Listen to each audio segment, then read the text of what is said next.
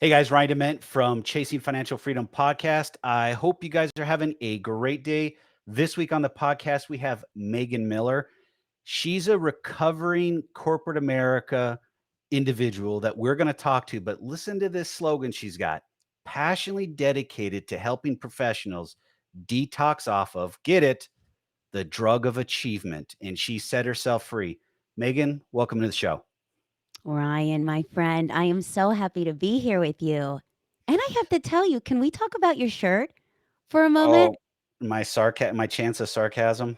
I love that. See, you have to I I can't get love up that that. far, but it just basically says there's a 90% chance of sarcasm for pretty much every single day of the week with me. I love that. And I have to tell you, you said on, I believe it was the episode with Emily on the Uh-huh. Chasing Happiness, you started at the beginning talking about bringing fun into the forefront.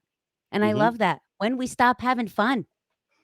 Yeah, and, having fun just should be part of life, but if you can't have fun, then you need to sit back and take a look at yourself and say, "Hey, I need to make some change," and change doesn't have to be a four-letter word. Mm, so So, true. You know, it there was is. a time. Oh, go ahead. No, no, go ahead. I was just gonna say there was a time in my life where I felt, and I have to tell you, there are still times that I feel it to this day, that if I am not grinding it out, if I am not exhausted at the end of the day, then I'm not doing it right. How horrible is that? We can go down a rabbit hole with that. You've already started it. Yes, we are. I struggle with that on a daily basis. I truly do. I mean, I'm in Arizona, so I'm 3 hours behind the East Coast most months, and getting up at 4 o'clock in the morning and starting at 5 so I can be on East Coast time is a real pain in the butt. And then Mhm. I work all the way through and I sunset into the Pacific time. That's those are half days, as I call them, 12 to 14-hour days, pretty much 5 days a week. And Mm, that in itself can be a lot. I'm doing what I love, but at the same time, it wears on you. It truly does, and you have to figure out, am I doing the right things, at the right place? And I know before we got started on the podcast, we were talking about it, we can go into it, and I offloaded 15 things that I was doing that were not generating revenue for the business, so that should help. how smart. How do you keep yourself? I don't know if motivated's really the word because I think that's such a BS word, but how do you keep yourself keep showing up? Do the things that I love. I mean, here's the thing. I've had a couple guests on that say, "Find your passion, turn it and monetize it." I disagree in a sense, in there's just one thing. Not everything you love can be monetized. There are certain things out there you can't monetize or you don't have a large enough market. So you have to get smart about how you go after your passion. I'm I'm a two-time, I call it loser at entrepreneurship. I had two businesses. They were set up on greed, all about the money, never about the passion or helping others, and they failed. My third shot of what I'm doing today, plus I've got two others that I call practicing on because they're not quite live yet, um, are truly passions that can be monetized and help other people, but also allow to get.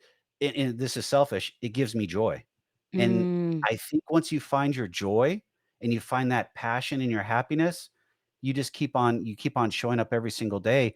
And I know the word grinding out is tough, but there are things in entrepreneurship you have to grind out because you might not have the skill set. Yeah, I love how you shared this. I failed twice. I'm on my third business now because Mhm. there are so many lessons that you can learn in the failure. Now, listen, it's hard when you've been falling to your knees, right? And you have the wounds and you have to pick yourself up and you feel like you're Yes. in the dark abyss. Man, I know that.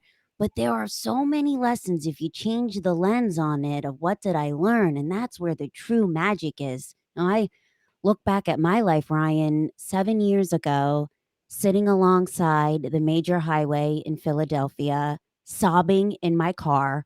It's like shaking because the trucks are going by so fast. And I think to myself, I can go back there in a second, like those moments that life bring you to your knees, right? Mhm. And I think to myself, how did I get here in that moment? There I am. my mid-30s, got the job, got the title, got the corner office next to the COO and president, the thing that was going to fulfill me, or so I thought. Hashtag And you dealing with. and you have money supposedly coming in with that too, right? Right, right. So the title would make me happy, these things that were culturalized in our world, right? The Yes. money. And here I am peeling back the layers of it, popping Lexapro, binge Mm. drinking because I hated the silence. I was in loveless relationship after loveless relationship. I was cut off from my closest friends and family because I didn't want to hear how good their life was when I was barely hanging on. And I was $20,000 in debt. But at that moment, it is when things began to change. And it is the deepest and darkest moments and the moments that bring us to our knees that really begins to shift our life. And there's a great lesson in there if you take the opportunity and the curiosity and the bravery to lean into it. But here's the thing that we as human beings are hardwired not to do. Take on the instant gratification when the instant gratification could be good or bad. And I'll preface that. If we What do we typically do when we have a pretty big decision that we have to make? We kick it down the road a little bit because it's not going to hurt us now. But we think, oh, kick it down the road, it's not going to hurt us at all. But that time when you're sitting there, you made a decision that you weren't going to kick it down the can down the road, and you were going to change your life. You were going to address what was going on in your life, and you had that aha moment, and you were ready. There's not a lot of people that get to that, and it's sad. But I'm excited for you to hear your story, 1, and 2, I'm thankful that you came on because you're gonna share your story, and if we inspire just 1 person Mm. or multiple people, I'm good. I'm happy. It brings joy to my life. I love that. And that's one of the many things I love about this community that you're building is these beautiful, powerful stories with everyone that you have on. And it forces us to put down the mask, the thing that Mhm. we're never taught how to do, this emotional vulnerability. And you're doing it, my friend. So I'm just so happy to be here with you. It makes me so happy and to be a part of this community, really. Well, thank you. It's fun. I mean, it's great to hear people's story, but also learn from them and take some nuggets and be able to share them in my journey and use your story and other stories to be able to inspire others. I mean, that's I think the whole point of podcasting is getting your voice out there. Um, I shot another podcast today, my other podcast, Chasing Happiness podcast, and the guest on there, Dennis, he is a money coach, but he really focuses in on what's up here and how you're hardwired and how your brain reacts to the things that we do with money. And it's just so deep. I mean, it's like I was blown away on some of the things he was talking about. I'm like, is that why I did that? Oh, yeah, that is why I did that. And it just made you think about all the things we do in our life and why we react that way. But the one thing that he brought up, and we'll go past it, is we don't talk about our shame with money. We don't talk about our relationship with money at all because we want to continue to keep up with the Joneses. And guess what? The Joneses are broke and they're going to file bankruptcy. And that's the same thing that you do with your coaching, and what you're doing is really working on overachieving because I've been there. All I did was try to climb the corporate ladder, get as many promotions as possible. And at the end of the day, was I fulfilled? Zero. I lived to work and that was it. You know, Ryan, here's the really hard shit, right? At the end of the day, the common denominator in all this, in your relationships, in your job, in your Hmm. spirituality, in your body, in your finances, is you. Yes. And that is the relationship that we're never taught to have.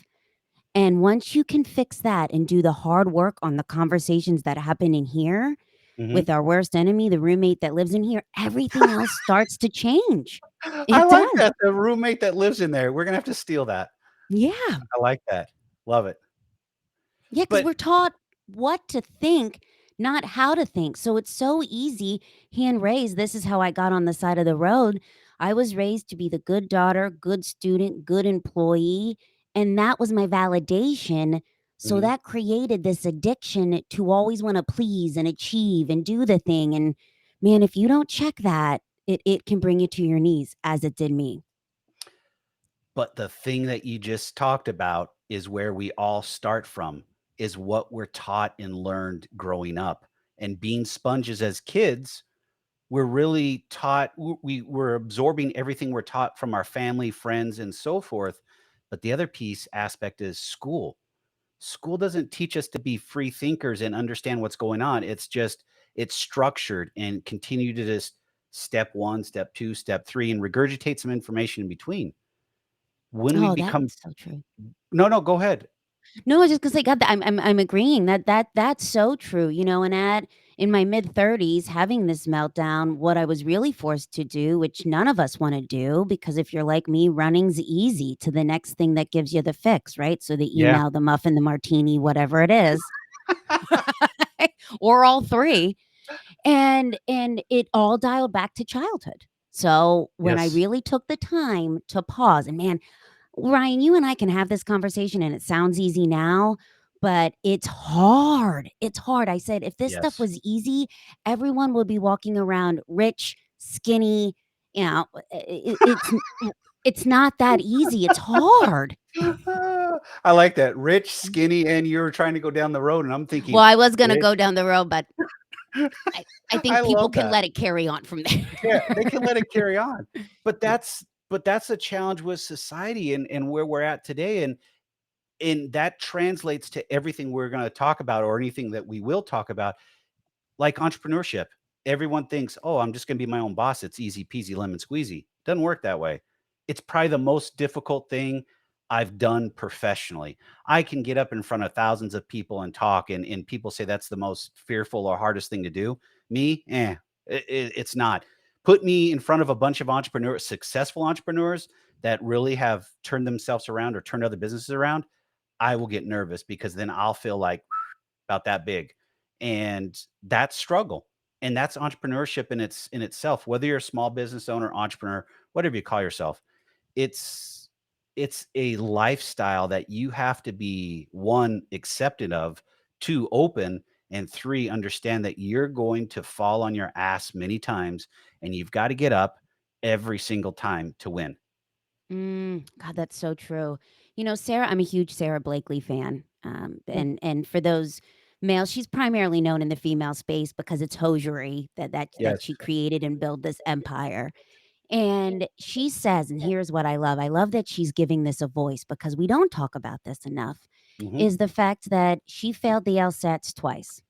Mm. She came out with $5,000 to her name. She was Okay. selling fax machines and telling herself, this can't be the story of my life. Like she was failing after thing that she wanted wasn't working out. And then she had this idea to eventually build Spanx. And what she says is her foundation, her creed as to how she was successful was one, she gave herself space to listen to her intuition. Mm. What a gift that is. Our inner gut Yes. whispers are there for a reason. Two, she worked on her mindset.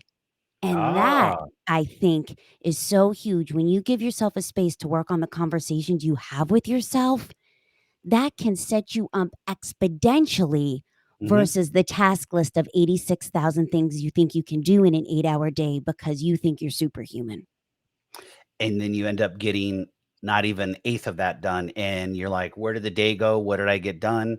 What did I accomplish?" And it's oh my god, we're gonna go down rabbit holes, and we're 14 minutes into this We thing already. are. I mean, So, it's Ryan, while we're on this, I just want to give a highlight to this because this just made me think for those of us in the audience that are listening and thinking, yes, Ryan and Meg, yes, preach, I'm here, but how do I change that? It's these small micro steps that I teach because when we think our problems are big, we think the solutions are big. yeah, And so we never start. We're paralyzed by the what ifs. we're paralyzed by the what ifs, but also the boulders that are in front of us. Instead of looking at pebbles and saying, "Okay, I can start moving these pebbles and taking those baby steps," we only look at the end result. But here's the other thing I learned this morning in this interview with Dennis. We're hardwired for the instant gratification. Who says, "Oh yeah, I want to wait 4 years before I'm successful as an entrepreneur." I don't know of anybody who wants to wait 8 years or 10 years, we're not. We're hardwired for instant gratification. So how do we work within that realm that we've been given is like you said, we have to change our mindset. We have to start listening to our inner voice. You have to start being for me, when I first got into this and really started seeing success, is me being thankful and Mm. grateful for the things I have on a daily basis. My four walls, a roof over my head, clothes on my back, food on the table, bills paid. Everything else is a bonus to me in life, and I still live that today. We're gonna probably not probably, we are going to another level in our real estate development business, and I'll probably go back to eating peanut butter and jelly sandwiches. So I'm putting more money back into the company and making sure that all that's there. Is it a scarcity mindset? A little bit, but it's also that I've learned to live without the how do you want to call it? The foo-foos in life. I don't Mm. need crazy stuff in life to be happy. If I have my basics taken care of, I'm very happy. I have a healthy family. I have a healthy parents and siblings. My dogs are happy. Hey, that's all I need to keep me going. Ryan, you said so many very powerful things there. And I love how you talk about gratitude. Listen, Mhm, in our world, we love to just slap a keyword out there and say, hey, this is what it is, but we never dig deep into it. So, gratitude, self care, burnout recovery, blah, blah, blah, blah, blah. mhm, But really, there is so much science behind if you just stop in your day and just take a handful of minutes. It can be less than 3 minutes and write down three things you're grateful for. I'm a huge believer in the power of writing things down. Science mhm. has shown us you forget 80% of what you think, of what you hear, if you don't write it down. Write Yes. down three things you're grateful for, and that'll change what you look for because what you look for in life, you find. And people think routines are bad, but as an entrepreneur, a routine works because if you get up every time in the morning at the same time, make your bed, whatever I mean, for me, it's get up, make my bed. I make a list of things that I'm thankful for every single day. It does change, but the crux or the main pieces don't. And then the other piece of it is just quiet time, no distractions, no cell phones, no nothing. Everything is just away and gone, and that allows me to kind of. It's not meditation because I've never been really good at that, but it is turning my brain off and just taking in that I'm alive, I'm healthy, everything's going well, and that kinda starts my day at a great place, and then I jump into it, and I start that morning routine and just do my thing. Most people just get up and immediately are on their cell phone, addicted to social media, and, "Okay, what am I gonna do to keep up with the Joneses?" And it's so sad. I read a study, and this is when I realized, oh my God, I have to change. That if 3 minutes is all it takes of getting up and going straight to the phone for the emails, watching the news, Mhm. pings, social feeds, and you will have a 70% chance, Ryan, 70% chance of having a bad day. Wow. Yeah. So you Wow. gifting yourself the moment of writing a few things down you're grateful for, the Mhm. moment of silence, that is so powerful. And it sounds silly. It sounds, some people might even say that's hokey, that's stupid. I'm not doing that. Try it. Yep, Try try it. it. What do you have to lose? And get curious. Find things that work for you. So for me, just free writing in the morning to get the Mhm. thoughts out of here. Like, right, God, there are so many thoughts that go on in this brain of mine all day long. It's scary. It is a scary place to be. God bless my husband.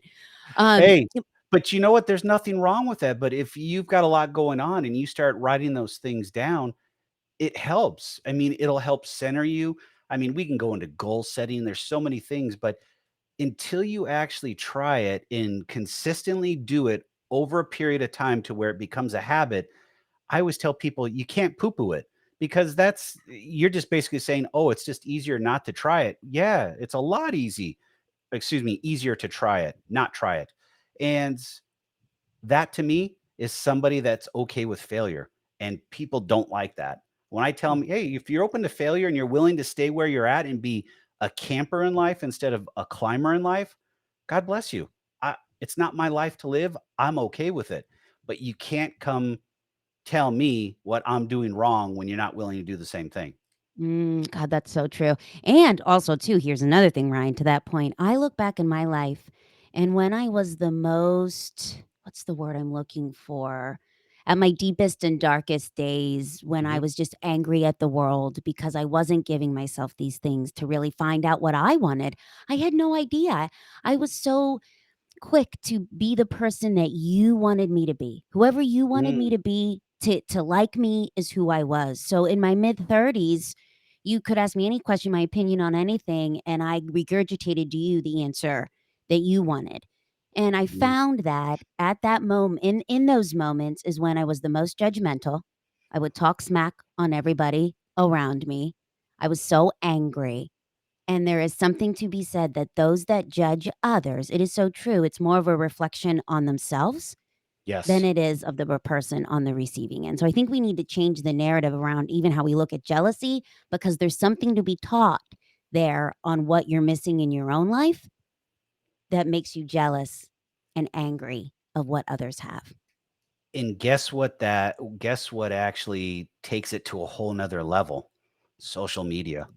Because people think what is put out on Instagram and TikTok and Snapchat and Facebook and on YouTube, whatever, are people's lives. And you start digging into it. I'm not saying these people are not successful or whatever, but they're human beings. They have problems just like you and I. They've got to put their pants on, whether it be the right leg or the left leg. They don't live some different life. At the end of the day, they have troubles too. But social media has taught people in general that, hey, what I see on there is truth. In fact, in it's most of the time it's fiction. So, Ryan, I have been building this movement. Some days it feels like 9 years, and it's been 9 months, really. And I remember in January when I got brave enough to speak this into the world of helping others detox off the drug of achievement, leaving behind my corporate job. So I was following, and I still am, all of these major innovators in this space, like Mel Robbins, Marie Mhm. Forleo, Brene Brown. And I see them get all these likes. And I start thinking to myself, I can't do this. Yep. What do I have to say? So the imposter syndrome kicks in. And I read this really great book by Dan Sullivan. It's called The Oh Gap yeah. and the Game. Hmm. Yeah, The Gap in the Game. And Hmm. there is, if anyone is a high achiever on the line, please, please, please get yourself a book. This book, The Gap in the Game, it really changed my narrative around how I look at air quote success. And one of the practices in there was just some questions around what is your barometer of success? These things that were never taught. Is it Hmm. external or internal? And when I sat down and I really went through those things of with quietness and curiosity in the morning before the rest of the world got a hold of me, just me, my thoughts, and the paper, and this practice from this book, is I was much more successful than I thought I was. Because to me, success was spending time with my husband on the weekday, getting a message from someone saying, "Hey, your message really resonated with me." Feeling true to myself, something I hadn't felt ever in my life, versus the Instagram following, the likes. Right? Right? It's truly that. And being able to tune out the noise, whether it be positive or negative, and just be true to yourself is huge. And uh, I love what Gary V puts out, Vaynerchuk, and in how he goes about it. Some of the stuff a little too crazy because he's just telling people go out there and start shooting video. You got to have a little more than that, but at least he's telling people to go do something, find your passion. I agree. But I really like how he describes of himself. He's like, he gives a flying F about what people think, whether it be positive or negative. I am who I am. If you like me, great. If you don't like me, great too. It's okay. And we're not accepting of that as human beings in society. And that's sad. And one reason why I put the podcast together is because I'm going to Mhm. put my voice out there, whether people like it or not. I'm okay. I've never had a problem with people's opinion. If you don't like me, God bless you. I'm okay. You have the right to that.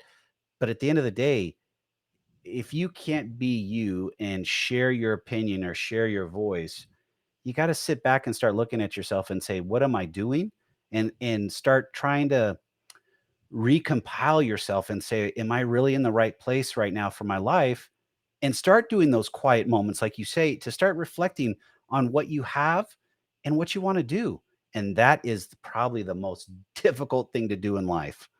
So it took me 7 years of a lot of pain that I can remember, probably longer than that, Ryan, if I'm being honest. But 7 years of this just inner gut whisper telling me that I was meant for more, Yeah. but really not having enough courage to lean into it. And when I had enough bravery to begin to lean into it, it took me a long time to get here. And that's it. It takes time.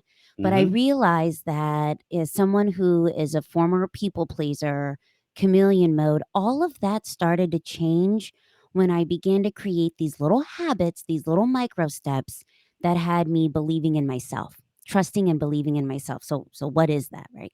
So, as we talked about earlier, making time for you. Hmm. So, that can be, 5 minutes, pen to paper. That was huge in my world. It could be lacing up the sneakers and going for a walk around the block. Like, we think that you need to go on a Peloton and want to throw up to move your body. It can be 20 minutes. Science Yeah. has shown it cuts depression by 36%, right? So, it's making time for you and whatever that looks like. And then it's keeping that promise to yourself when your life gets crazy and your calendar gets crazy and you have all of these things to do that takes you from morning all the way to the night. I remember sitting in front of my computer with sheer exhaustion, telling myself when I could barely function, "You are not a failure, Meg. Sit here and do this." And what really would have been powerful is hitting the pause and keeping one promise to myself of one thing that would make me happy.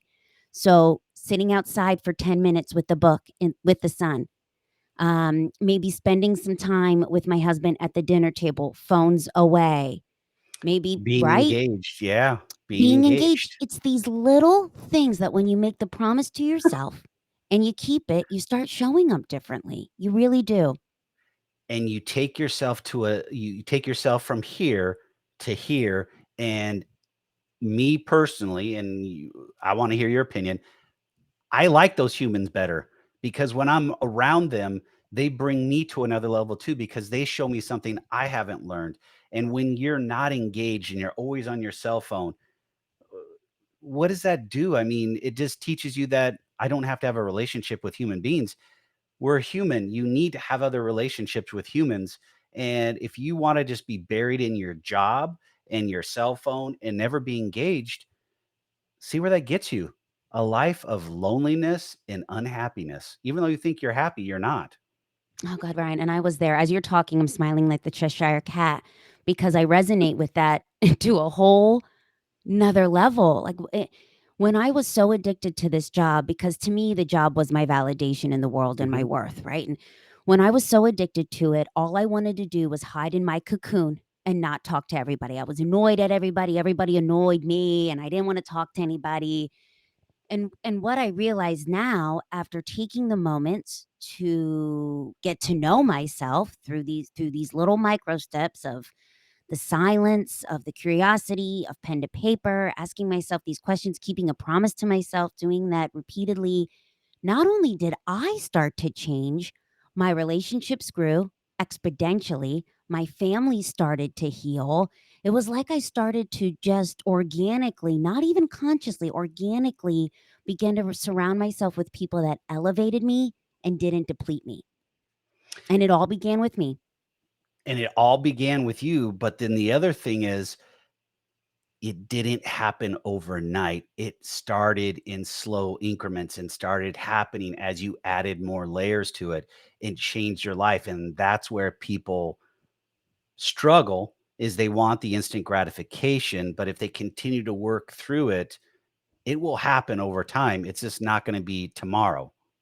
I would tell your audience if they only do one thing from this one action, because it's not a lack of information.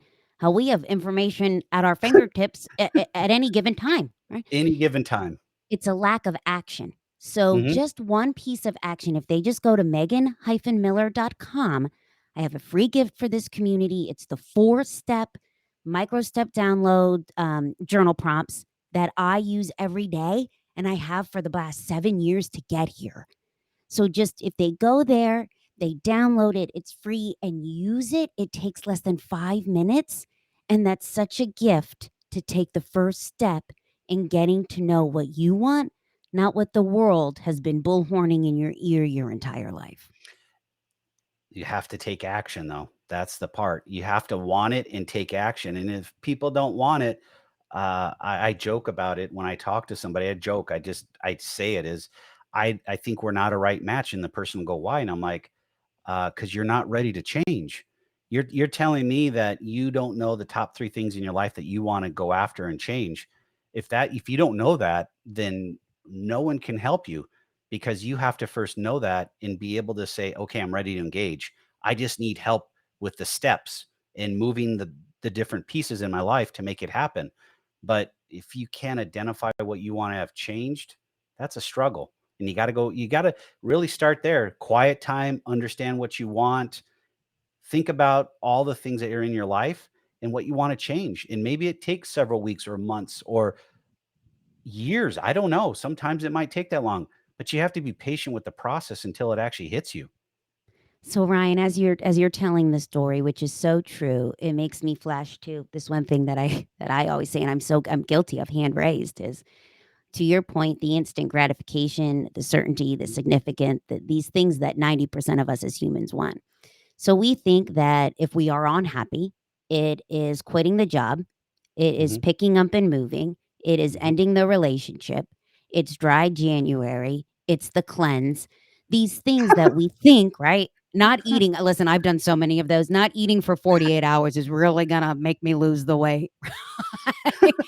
And they never work because we think it's these big rip off the band-aids when, to your point earlier, it's these small little foundational steps, brick by brick by brick. So what Yes. is that? It's how you get up in the morning. It is what you eat. It is how you move your body. It is how the conversations you have with yourself. It's, are you keeping a promise to yourself, or are you just a tornado by everyone else's expectations? How do you go to bed at night? Are you sleeping with the phone like 95% of us do in bed? Right? Yes. All of that, it sets the trajectory for your life, not these big huge swoops that we like to say as a society. And how do you serve others if you have zero in the tank for yourself? That's a big thing. I mean, we're out to, like you said earlier, you're a people pleaser and you were doing all that, but you had zero in the tank for yourself. So you're really not doing anybody else a service. You're doing a disservice. And until you actually can realize how much is missing in your life, you truly can't serve others. And in that moment in time when you do realize that, at least for me, I found some passion and I found things that I wanted to do. Was it the same thing I'm doing today? No, it's evolved over time. You know, we have a real estate development corporation. We have a nonprofit now. I've added on podcasts. And somewhere in there, as I said, I was joking earlier, I have now a coaching business, a change coaching business that's evolving out of the podcast. I don't know where that's going to go. It's in its infancy, or in its beginning stages, but it's just life. I'm taking life as steps and seeing where it takes me, and we'll deal with it. But the cool thing is it's happening, it's coming, it's part of evolving as a human, but also evolving from the heart and passion. Mm. When you have that, it just your life has more meaning, and you get up every day with passion and vigor. And I've just noticed that I my girlfriend jokes about it. She goes, "Damn, it's Saturday and Sunday and you're up at 4:30." Yeah, I'm ready to go. Let's go. It's a day that ends in Y. It doesn't matter for me. I get up because I'm excited for the day. Oh, Ryan, I love that. There was a point in my life where I would think to myself as I heard the alarm ring and would hit the snooze button for the 75th time, how am I going to make it through the day? And that it has been a long journey to change. And but as you're talking about this curiosity, this change, this growth, I Mhm. think we can so quickly see it in others, but it's Yes. so difficult to see in ourselves. So this really cool thing happened to me this week, and as you're sharing this story, it just made me think of it. I had found this journal that I had Mhm. written 2 years ago, and as I opened it and I started to read it, I thought, "Holy shit." All of these things that I was so shaky on, not trusting myself, like, fearful because I had these inner gut whispers and I knew it wasn't the way I was leading my life, but I was scared to make these moves. I was all in my head, petrified, and I thought to myself, "Oh my god, all of these moves that I have made in 2 years to get here that I didn't even recognize." So I would say to your listeners, they print out that journal prompt, get themselves a little, you can get it at the dollar store, a little journal with some pieces of paper tapped together, and you get a pen out and you write with that journal prompt, and you also see where you are and where you want to go. Because Yes. being able to look at a piece of paper at where you were even 2 weeks ago can be powerful if you give yourself the tools and the curiosity and the bravery and the time to do it. Those are all keywords, but the thing is time. You have to sit down and say, "I'm ready for change," and put the time in. That is just we could go in a whole different story, conversation, rabbit holes, whatever you wanna say. We never give ourselves enough time to be happy. I would say you can start to get to know yourself in 5 minutes or less a day. The fact that you're telling yourself you don't have time, I call bullshit because I Yep. told myself that for a long time. Yeah. You can sit down with a piece of pen and some silence in 5 minutes. I don't care if it's in your car. I don't care if it's at your work desk before you get the computer ramped up. I don't care if it's before you go to bed. You can find 5 minutes in your day. Put your cell phone down, turn off the TV, stop binge watching Netflix, and just do it. I mean, at night, there's times where I have some people that I follow on YouTube that are either inspirational or they're in the real estate space, and I like watching them. Then I catch myself where I've been on it for 45 minutes now, like, "Oh, you know what? I need to disconnect. I need to reconnect and get back to, life," type of a thing, and it's like, I it's hard. I catch myself doing that, and it's like, what am I doing? And if you're not cognizant of that already, you're okay with it, and I think for myself, I'm not okay with it, and that's why I stop myself. But the other thing is, it's the disconnection of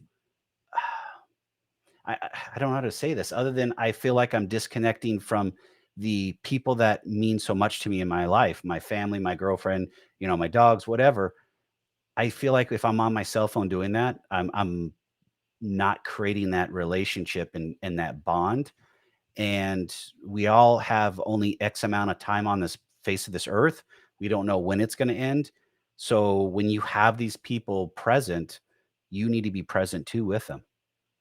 Ryan, that's so true. And I listen, I catch myself that too. And I'm preaching this. So I would say we are all human. Have a little Yes. compassion with yourself. And when you recognize it, then you can change it.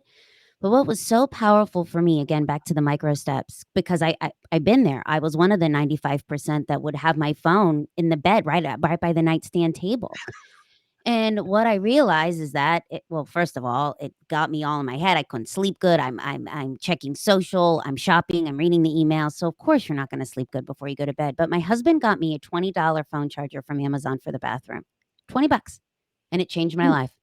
An hour before bed, that phone goes in the bathroom. The temptation is taken away. I always say if you were on a diet trying to watch your body, you wouldn't have Oreos out on the kitchen counter. So why are you gonna keep the phone by your nightstand table? It I it like it it that. changed the way we go to bed as a couple. It changed how I go to bed. I sleep better, and then also too, back to keeping the promises to yourself. Not only am I off the snooze, I start my day by keeping the first promise to myself, and that is getting up when the alarm rings. That's Yes. huge for a mindset hack. Huge. And you're not into all the negative aspects of the world already. You're getting up, your brain is rested, it's clear, and you're starting your day with a positive moment.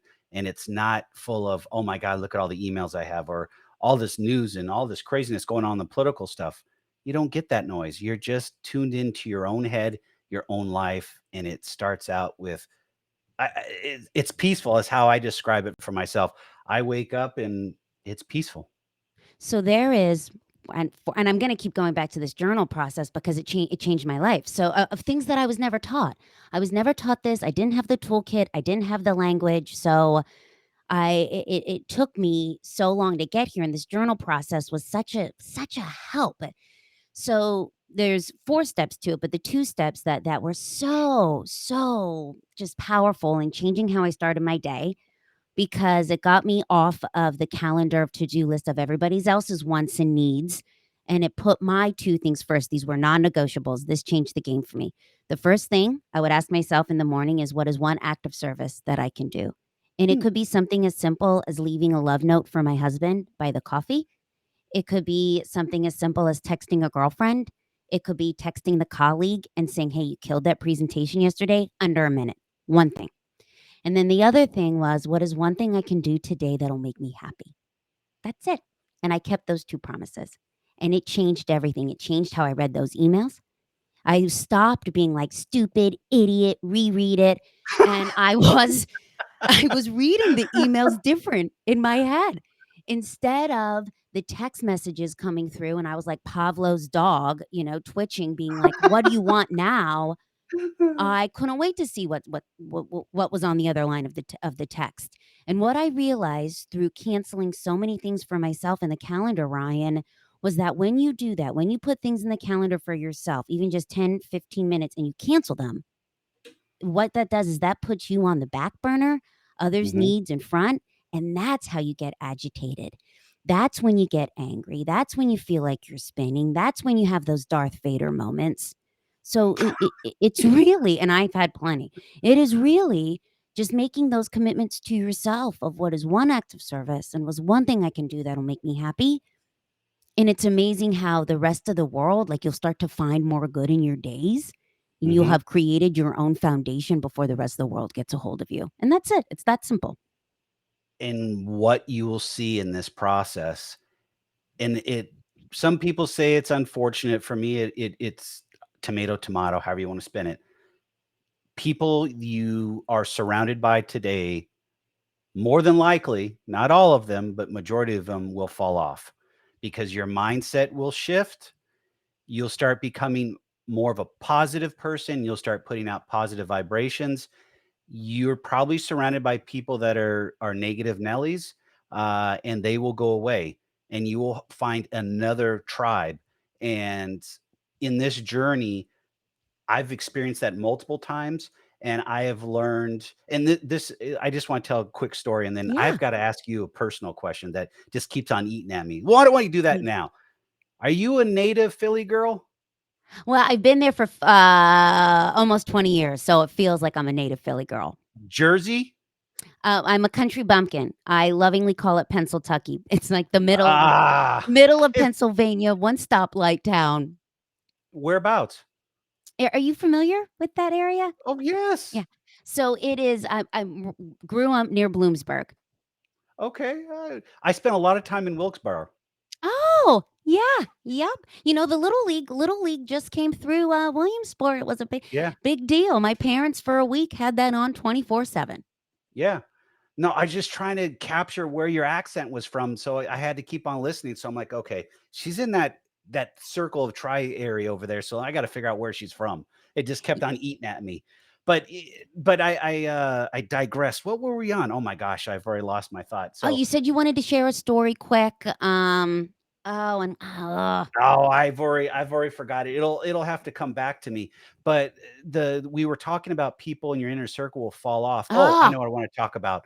So in this space that I'm in, I'm in uncharted territories because we're going to start developing larger pieces of land, like raw land. And I have no clue about this. Zero, zilch, nada. I'll be the first person to tell you. And it's like, how do I do this, Ryan? What am I going to do? I can only read so many books or so forth. So what did I start doing? Every single morning for the past probably 4 months, I've been putting out there, I need a mentor. I need somebody that can help me take this to another level. Instead of just developing 14 or 15 infield lots, I need to develop 100 or 150. And it was funny thing is this week I had 3 people reach out to me. 2 of them I've spoken to before. The third person, never even spoken to him.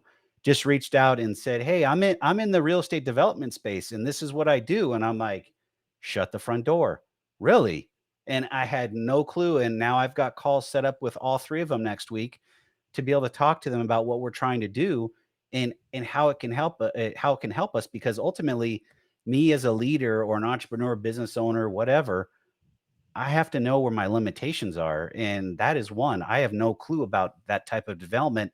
So I was thinking, long story short, very quickly, is I also need to have somebody that's going to be able to not just the real estate piece, but then also scale our infrastructure, because there needs to be a lot more systems in place.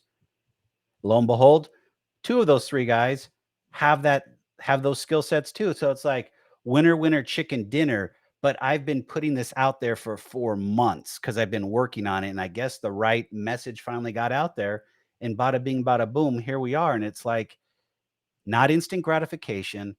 I kept at it. And now I've got some people to talk to. Now, are they the right people or not? I don't know. But I'll still continue to put it out there until I find the right person or people. Ryan, as you're telling that story, which congratulations, by the way, that's some really good juju right there. But as you're telling that, two things come to mind. One, the power to ask. Like I Mhm. know for a very long time, I was so fearful to put any asks of my tribe around. Like I just felt like I had to do everything on my own. And you could probably dial that back again to childhood, single Mhm. parent, didn't want to get hurt, walls built up. But there was a tribe of people around me willing to support me if I put out the ask. So I would say, whatever that ask is, will you watch the kids tonight? I'm having trouble with this project. I'm looking to do X. Do you know anybody? It's so powerful. People will show up. And then the second thing is consistency. It's the Yes. mother of all skill. It's not, we've all seen the memes online. It's not what you do some of the time, it's what you do all the time. So or and as stupid as that is sometimes, you're like, "Yeah, yeah, yeah, I don't wanna hear it." It's true. It's It's v true. it's very true, and the other one that goes along with that, for business owners or entrepreneurs, persistency. You gotta be persistent. Oh, yes, and I would They go say in hand in hand. my 15-year corporate sales career, I would always say, "Okay, well, that's not no, it's just not yet." And I think Yes. for us entrepreneurs, where it is our heart and our soul, and a lot of us are one people armies, Mhm. is you can so easily take that no as something personal. I know I have. But what has been so powerful, as we talked about earlier, Ryan, is then the questions that you ask yourself. So, okay, this might just not be a not yet, but Mhm. maybe, who else do they know? Or can I get inquisitive on why the no, so I know for future that I can address that with a potential customer right up front. So I Yes. understand their hot button issues and I am able to speak to it. Like, how can this be a learning versus no, shut in the door, tail between my legs, I can't do this sort of narrative? But here's the thing is it's okay to have a little bit of a pity party when you do get shut down, but take that pity party to another level and say, "Okay, woe is me, blah blah blah. I do this, and then I step my game up and say, okay, what did I learn from it? It's okay to be sad or upset about something because it didn't happen. That's a normal reaction, but you have to get past it and get to the point of, okay, what did I learn from it? And I that's give where we struggle. I give myself 24 hours. So this just happened to me Yeah. actually, Ryan. Just the other week. 24 hours I had to do something that I did not want to do. I said yes when I should have said no, and I knew it right from the very beginning. So the day comes to do this thing. I'm pissed off at the world. I don't want to do it. Everybody's annoying me. I'm frustrated. I'm like, it's amazing how you can go through this roller coaster of emotions. I'm angry, I'm Mhm. frustrated, I'm annoyed, I'm pissed. And I gave myself 24 hours. Like, I tried to tell myself in that moment, "Come on, Meg, snap out of it." And I basically was telling myself to shut up. I'm not in the mood to deal with this. But the next day, I gave myself 24 hours from a pity party. The next day, I told myself with a clear mind, "Okay, Meg, what did you learn?" And then it came to me. But to your point, Ryan, yes, it is okay to throw yourself a pity party. to be pissed off, to be angry, to be sad, to go through the emotions, allow yourself to feel it, Mhm. and then you pick yourself up and you ask yourself what you learned, and it will come to you. And it does, and I've learned most times I have more clarity when I get over that pity party and I get the learning from it, but then it sparks ideas on how to, 1, improve, or 2, go after whatever that is a different way. It's it's not always life changing, but it sure brings clarity to where you went wrong or what happened and how you can better yourself. And that takes a lot of inward looking, but also understanding the situation you were in. Maybe, like you said, it's something you hated, you didn't want to do. Maybe next time, instead of saying, "Hey, I didn't wanna do it," the mindset would be shift and say, "Okay, I'll do that. I'm up for a challenge." And maybe the outcome, would be a little different. I don't know. It's for me, it's about the learning experience. I know Mm. it's stupid and it's an old adage, but it truly is because if we're not learning, we're not growing. Another old adage. I'm full today. I don't know why. But how do we continue to evolve and better ourselves? By learning. And if you're not learning, we're back to what I one of my prior guests on Chasing Happiness. He was a NFL veteran, retired, and struggled coming back into the real world. And he came up with the idea of, do I want to be a camper in life or do I want to be a climber in life? And after that period of time of understanding that, he went through a huge transformation and became a business owner. And now he's a speaker and does motivational speaking. And it's a very powerful story. And it's like, you think about it. Do you want to sit here and be comfortable all day? Or do you want to go to the next level and make change and be that climber in life? It to me, that just I don't know how to describe it other than it's very powerful. You think about it. I'm sitting on the couch. I envision myself fat, ugly, popcorn and food all over my shirt while I'm watching Netflix on the couch, or am I out climbing and doing things out in nature or traveling or doing things with my family because I'm trying to get myself ahead in life and do the things that make sense to me, 1, and 2, bring me joy. So Ryan, as you're telling that, it just makes me think. I say all the time, my life could have went in many directions. Mhm. Like I said, single mother. She worked 2 jobs to keep a roof over our head, food on the table, very humble beginnings. Father not in my life. I had a lot of family members that really struggled. I mean, we didn't have anything, but how I was able to really get into this lane of air quote success on what it looked like for me, right? That Mhm. very much could have been the reason that I was addicted to achieving in corporate America for all those years, was to prove to the world, as a C student, as someone who had a speech impediment, that I could do it, as the world told me that I couldn't for all of those years. But what I think the real change is, at least for me in my story, was that I gave myself the space and the curiosity to lean into these little tiny gut whispers, and they are just that, Mhm. little tiny gut whispers when you have the world bullhorning in your ear. Sarah Blakely says, to go back to her, that all of these speaking engagements that she does, women come up to her all the time and say, "Hey, I was doing that with my pantyhose for years." But what the difference is that she took action. So Sarah Yes. Blakely took action while the rest of these women didn't.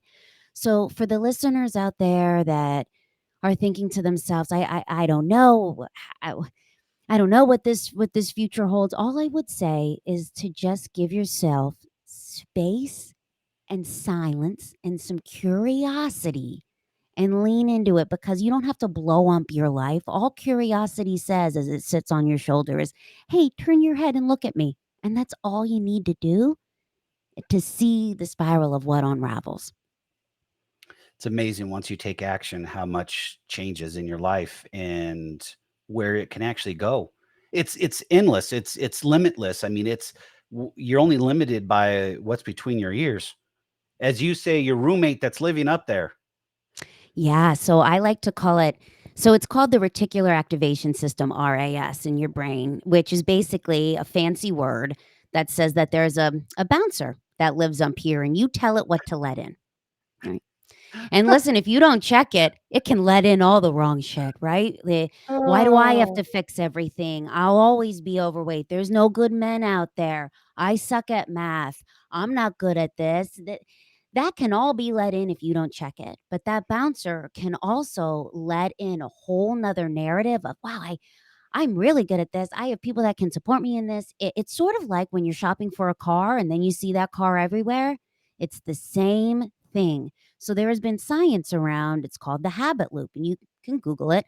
And basically, what it is when you make the promise to yourself and you keep it, regardless of how small it could be.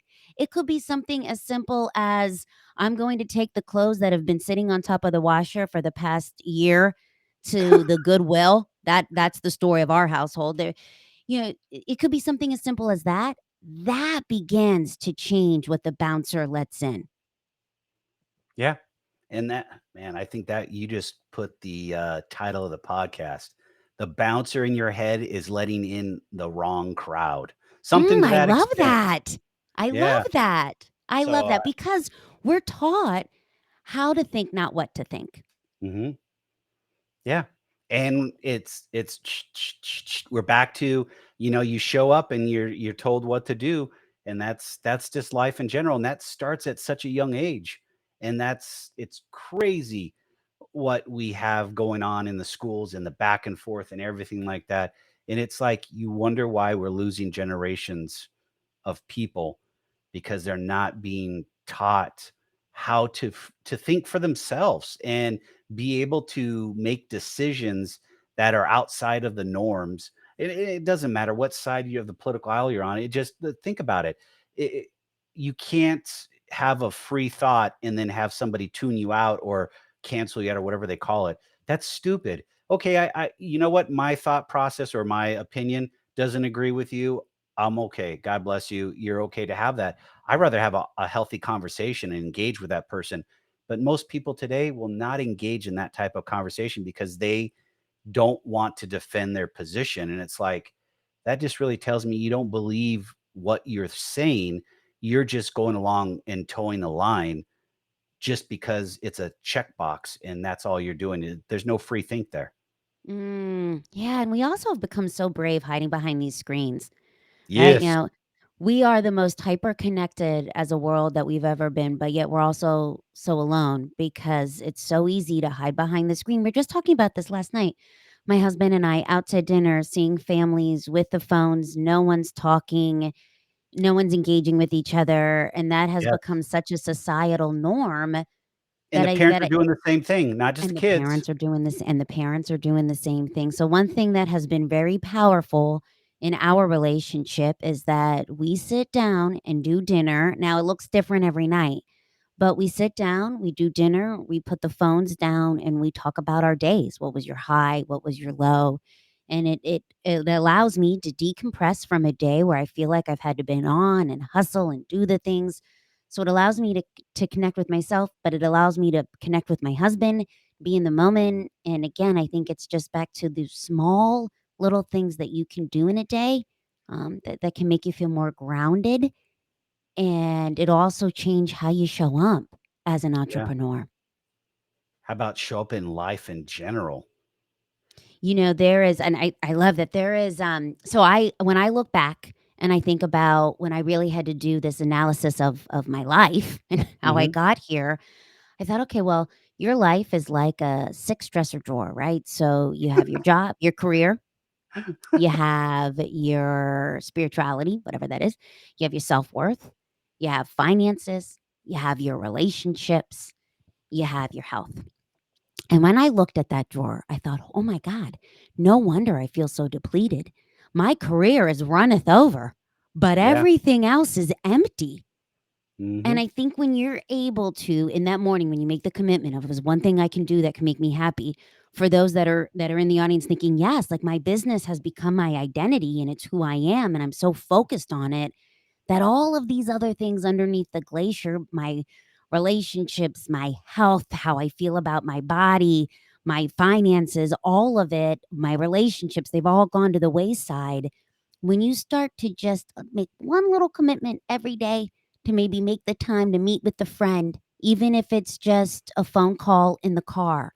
If you take a moment to open the credit card bill, even though it's terrifying, and just open it and look at it, that's a huge accomplishment. If you Yes. lace up your sneakers for 20 minutes and walk around the block, that's a huge accomplishment. When you start to fill these other drawers in your life, that's when everything starts to really change. It does. It's amazing when you can, start realizing the things that are controlling your life, push them back and get refocused, find that passion, your life starts changing, and it's monumental. At least for me, it was, and I'm sure it is for others, and it is for you. You know what? We've been going on for over an hour Oh my already, and gosh. yeah, and we've put out a lot of nuggets. Uh, this has been such a great conversation. We could go on for hours. So that tells me at some point I need to find a way to get you back on, and we can have a longer conversation or another I'd love that. conversation, or maybe we do some type of webinar or something. I don't know. I think of crazy things on the fly. Uh, what is the best way the listeners can get a hold of you? Through your website? Yeah, so if they just go to Megan, Megan hyphen Miller, Miller.com, that's everything. They can get the Instagram community, they can get the journal downloads, join our Microstep Monday Okay. newsletter. All of it lives there. So please come and be a part of the tribe. And Cool. subscribe to Ryan's And podcast if you haven't. I love I like I told you earlier, I've been listening all week to your content, and you have some really great, powerful conversations. So if you haven't subscribed to this podcast with Ryan, check that X, the check mark, and join, because there's some really great stuff you do, Ryan. thank you. It's passion. I love it. So, and I get to meet guests like you and connecting more dots. I mean, there's just other things. I mean, I always tell the guests that at some point our paths will cross again. We'll do something. Yes. It always does. I mean, I it's would just love that. crazy what happens out. So, Megan, thank you for coming on the show. I'm honored. It's been a healthy, wonderful, full of nuggets conversation, and we'll definitely circle back around and get you back on. Oh, Ryan, thank you. It was great to be here. You're more than welcome. I hope you enjoy your vacation because I know you're recording this on the road. So thank you for doing that. And you have a good Labor Day weekend. You got it. Carry on with intention. Thank you.